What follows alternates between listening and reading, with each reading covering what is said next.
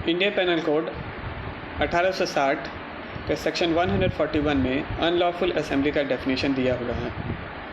इसमें यह कहा गया है कि कम से कम 5 लोग एक जगह पे हैं, इकट्ठे हुए हैं और किसी अनलॉफुल एक्ट को कमिट करने के लिए।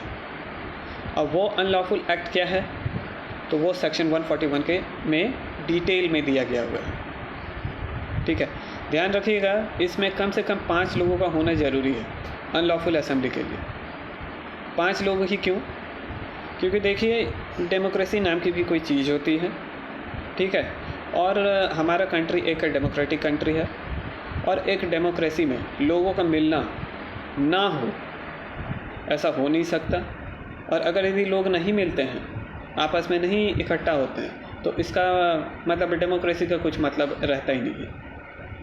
अब इसका ये भी मतलब नहीं होना चाहिए कि हज़ारों की तादाद में भीड़ आ गई, डेमोक्रेसी है, हम लोग मिल रहे हैं।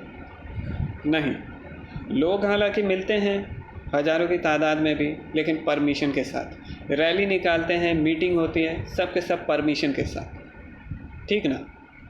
ऐसे। और रहा बात अनलॉफुल असेंबली का, तो कम से कम 5 तो है ही। अनलॉफुल असेंबली नंबर जिनकी संख्या 4 या फिर उससे कम, 2, 3, 4 तो होता है, वो भी हो सकता है, लेकिन वो कॉमन इंटेंशन के कॉन्सेप्ट में आएगा।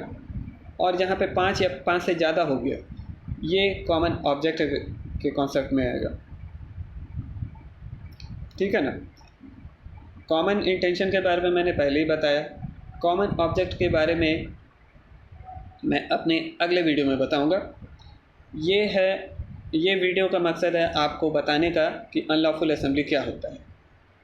असेंबली ऑफ 5 और more people with the purpose of committing an offence prohibited by law, and it has been specifically mentioned in section 141 of the IPC 1860.